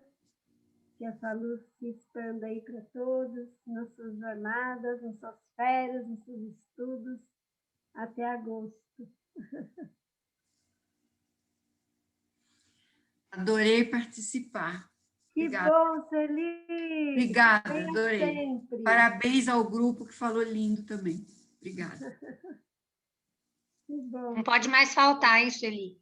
Ah, não, não vou voltar. Muito bom. Muito bem. Então, boa noite a todos. Ótimas férias, boa leitura, enfim, façam aí a viagem de descoberta sobre o tema de vocês. Vamos descobrir um pedacinho dele, né?